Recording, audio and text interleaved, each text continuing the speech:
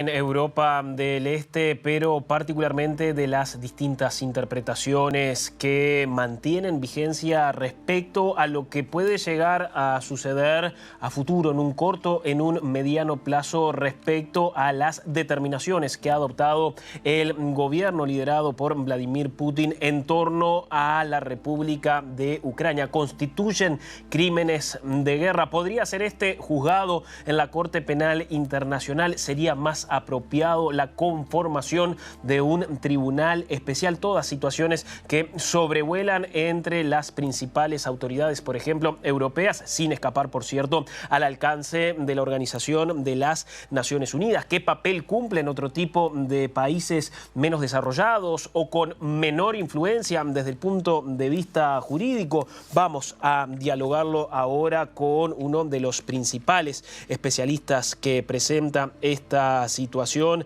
el doctor Mario Pereira Garmendia, profesor de Derecho Penal y de Seguridad Internacional de la Universidad de Navarra. Doctor, el placer de saludarlo, de recibirlo. Buenas tardes. ¿Qué tal, Pablo? Buenas tardes. Doctor, ¿ha estudiado esta situación en profundidad? ¿Se han detenido sobre esta evaluación, estas consideraciones que vienen haciendo los distintos gobiernos? ¿Cuál surge como el método más efectivo para poder juzgar los crímenes que se están cometiendo en territorio ucraniano? Bueno, básicamente yo creo que lo más relevante hoy día pasa por determinar cuál es la figura penal que vamos a utilizar para incriminar posibles responsabilidades individuales, que yo creo que más que posibles son manifiestas, de las principales autoridades políticas y militares de la Federación Rusa, ¿no? Digo esto porque básicamente hasta el día de hoy hemos visto imputaciones en lo que refiere a crímenes de guerra, que es una figura muy difusa en lo que refiere a la determinación de la responsabilidad de las principales autoridades, quedándose por lo general en una determinación de responsabilidad por parte de aquellos mandos medios o inmediatos, es decir, soldados rasos, que han tomado, bueno, la iniciativa a la hora de llevar adelante estas masacres, pero que esa iniciativa de alguna forma viene determinada por órdenes que no necesariamente están por escrito, que es muy difícil de determinar causalmente su origen, pero que desde el punto de vista valorativo se puede determinar que surge de donde surge, que es del Kremlin, ¿no? De ahí que la figura penal que sea más importante para aplicar en este caso sea la de los crímenes contra la paz, de acuerdo a la tipología del Tribunal Internacional de Nuremberg, o como se determina hoy por hoy en el Estatuto de la Corte Penal Internacional tras la Conferencia de Kampala, que es el crimen de agresión internacional. Este es un crimen que directamente se orienta a determinar la responsabilidad de los principales líderes políticos y militares. Y es el crimen que, a mi juicio, debería ser aplicado a la especie fáltica, es decir, a este caso.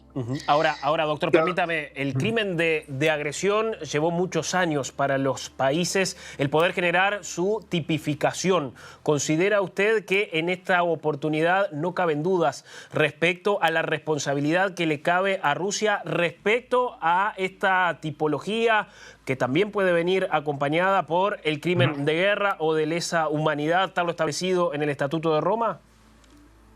Mire, Pablo, en realidad el crimen contra la paz, el crimen de agresión, es costumbre internacional por los 10 principios de Nuremberg desde el año 48. Es decir, que lo que se ha discutido mucho es cómo se iba a tipificar en el Estatuto de la Corte Penal Internacional, vinculando a los 123 estados que forman parte de la Corte Penal Internacional y todos aquellos, como el caso de Ucrania, que ha decidido aceptar la jurisdicción de la Corte a este respecto.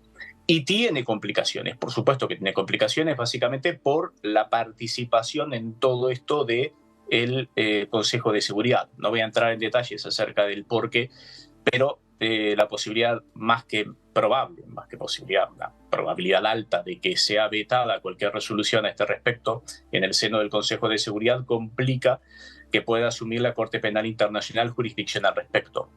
Pero ello no es óbice de que Ucrania celebre un tratado internacional directamente con la Asamblea General de la ONU, que se ha pronunciado 240 estados contra 5 tipificando esto como una agresión internacional. Ujú. Hay precedentes, está el caso de Sierra Leona, está el caso de las cortes extraordinarias, perdón, las cámaras extraordinarias para los juicios del Khmer Rouge en Camboya. Es decir, hay precedentes de este tipo de tratados que se celebran directamente entre el Estado interesado y la Asamblea General. Ahora, doctor, Dime. sí, de esa manera ahora los sistemas jurídicos penales internacionales no están recayendo en lo que quisieron evitar al establecer la Corte Penal Internacional, porque como bien establecía, estuvo el caso especial de Sierra Leona, el Tribunal Especial para Ruanda, el Tribunal Especial para los Crímenes en la ex Yugoslavia. De esta manera volvemos al mecanismo de los tribunales especiales y en definitiva no sé si deslegitima a la Corte Penal Internacional, pero sigue obligando a apelar a este mecanismo que a partir de 1998 al menos se pretendió evitar. A ver, por supuesto que sobre esto pueden haber tantas opiniones como dicen los españoles como colores hay, ¿no? En lo personal yo creo que no, básicamente porque el sistema del derecho penal internacional se orienta a la jurisdicción nacional en primer lugar y luego a la jurisdicción internacional. La Corte Penal Internacional no tiene una vocación ni la puede tener universal en el sentido de absorber prima facie digamos, la legitimación procesal para llevar adelante estos procesos. Quienes en principio tienen digamos, la prima facie, o sea, que quienes en principio tendrían que ser competentes son los estados. Luego, si no se puede llevar adelante ese juicio en el ámbito nacional, aplicando delitos internacionales, es que entonces cae en el ámbito de los tribunales internacionales y ahí puede jugar tanto la Corte Penal Internacional como aquellos otros tribunales que dentro del ámbito universal, del sistema universal de derechos humanos, tanto sea el Consejo de Seguridad como la Asamblea General, resuelvan. Es decir, yo no veo que haya digamos, un quiebre de la lógica del sistema internacional, del derecho penal internacional, quiero decir. Es complicado a veces de exteriorizarlo o de expresarlo, que esto se vea como un edificio, digamos, sólido, cuando parece que en realidad lo estamos dividiendo en pequeños fragmentos. Pero tiene su lógica desde el momento que las grandes potencias no integran la Corte Penal Internacional. Entonces la Corte Penal Internacional como tal ya nace en alguna medida deslegitimada, por lo menos desde el punto de vista fáctico, ¿no?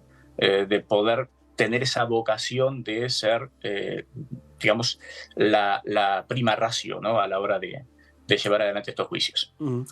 ¿Qué papel cumplen estados quizás menos desarrollados desde el punto de vista jurídico, con menor influencia a nivel internacional, al momento de sopesar una posibilidad como esta? Bueno, hoy por hoy hay una orden de arresto contra Vladimir Putin y después otra señora cuyo nombre la verdad que se me apura, no me acuerdo, que es la encargada por Putin para toda la cuestión de la niñez y adolescentes ucranianos que han ingresado al territorio ruso, en algunos casos de forma voluntaria, en otros casos de forma forzada, y que se los ha desplazado ahí sí forzosamente a lo largo y ancho del territorio e incluso han sido adoptados de manera ilegal, ¿no? Por familias rusas. Esa orden de arresto repercute sobre 123 estados, más Ucrania hoy 124, que donde el señor Putin ponga un pie, si es que la Federación Rusa no ha celebrado un tratado bilateral con ese Estado con posterioridad a que se ratificara por dicho Estado el Tratado de Roma de la Corte Penal Internacional, ese Estado tiene la obligación de detener, arrestar al señor Putin. Claro que aquí mucha gente dirá, bueno, pero eso es poco probable que el señor Putin efectivamente viaje a esos países. Estamos hablando de 124 estados, ¿eh? Es una cifra muy relevante. Además que tenemos que tener en cuenta que esto tiene a mi juicio dos efectos importantes. Por un lado, demuestra la vocación de la mayor parte de los estados del mundo en mantener la vigencia de la norma penal. Independientemente de que se pueda cumplir o no una sanción penal, se está comunicando al resto de sátrapas del universo, miren que esta norma sigue vigente y que nuestra vocación es castigar por la violación de esta norma. Y en segundo lugar, claro, hoy estamos hablando de un status quo donde el señor Vladimir Putin es el jefe del Estado de la Federación Rusa y esta señora está bajo su órbita. Pero mañana las tornas pueden cambiar desde el punto de vista de la realpolitik, es decir, el señor Putin puede perder su situación de poder real, se puede ver obligado a tener que desplazarse fuera del territorio ruso y pudiera eventualmente ser fácilmente arrestado. con todas las de la ley, quiero decir, ¿no? Y en segundo lugar, ya desde el punto de vista no jurídico, sino, digamos, geoestratégico, lo que está demostrando es que Rusia está muy débil a nivel internacional. Es decir, uno de los que fue, junto con los Estados Unidos, el gran arquitecto del orden mundial vigente, en lo que refiere a las normas jurídicas, pues resulta que, oiga, 240 estados en la Asamblea General se le ponen frente a 5 a la hora de decir que esto que han hecho es un acto ilegítimo, constitutivo de un delito internacional, pero además la gran mayoría, no, la unanimidad de Estados miembros de la Corte Penal Internacional, pues han celebrado la resolución de la Cámara de Cuestiones Preliminares de emitir esta orden de arresto, que está demostrando una fuerte debilidad diplomática por parte de la Federación Rusa y está demostrando básicamente una debilidad en todos los aspectos geopolíticos de Rusia. En términos llanos, para que se entienda, pues Rusia hoy parece que está más sola que el uno. Vamos a ver cómo se mantiene la situación, pero hoy pinta muy poco, la verdad. Y lamentablemente, digo, porque debería pintar mucho, pero con esta deriva, pues está pintando cada vez menos y está perjudicando profundamente su propia supervivencia como potencia de segundo grado, ¿no? Doctor, un verdadero placer haber podido mantener este contacto con usted. Le quedo muy agradecido. Ha sido muy amable, de verdad.